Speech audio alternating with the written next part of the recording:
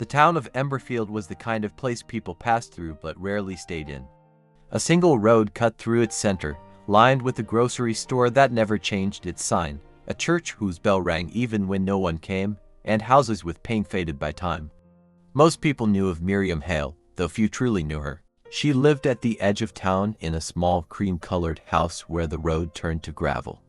Every morning before sunrise, her kitchen light came on. Every evening before dusk, it went off. That was the rhythm of her life. She had no husband, no children, and no visible reasons for joy. No one had ever seen her cry. No one had ever heard her complain. Every Sunday, she walked into the church on Main Street and sat in the third row from the back, always the same seat.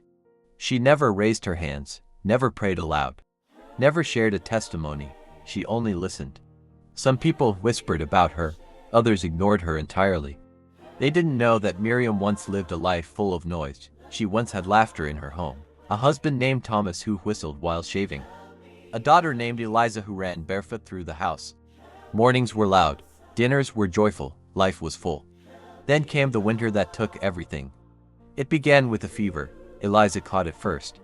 Miriam stayed awake through the nights, pressing cool cloths to her daughter's forehead, whispering prayers into the dark. Please, Lord, she's only 8. The fever broke, and for one night, hope returned. Then Thomas collapsed at work. By the time Miriam reached the hospital, he was already gone. Heart failure, the doctor said. Sudden, no warning. Miriam did not cry. She nodded and went home. Then Eliza's fever returned. This time, it did not break. Miriam held her daughter's hand for 3 days, sang bedtime songs, and spoke promises of heaven while her own heart struggled to believe them. She buried her husband on a Tuesday, her daughter on a Friday. She returned to a house filled with silence. And in that quiet, Miriam made a decision she never spoke aloud. She would not run from God, but she would not speak to him either. Not in anger, not in bitterness, just in silence. She would show up. She would listen. She would live. And if faith still existed, it would have to meet her there. Years passed. Emberfield changed, but Miriam remained. She worked at the library, baked bread and left half of it on her porch, sent anonymous help to struggling families, and sat beside the sick when no one else came. She did everything quietly, not for praise, not for recognition. Just because something inside her still whispered that love was worth giving, even when it hurt. Then came Caleb. He was 17 and angry at the world. His mother was gone. His father was lost to drink. One night, he broke into Miriam's shed, searching for something to sell. She found him there, shivering and scared. She didn't shout, didn't threaten. She only said, "You look cold."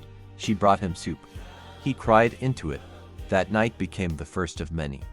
He came back for food, then warmth, then something he didn't know he needed, presence. She never asked questions, never pushed. She just let him sit in her quiet. One evening, he asked, "Why are you kind when you look so sad?" "I lost what mattered most to me," she said. "So did I," he replied. They never spoke of it again, but something healed. Caleb went back to school, found work, and years later became a counselor for troubled youth. When asked what changed him, he always said, "Someone saw me when I didn't deserve to be seen." Miriam grew old.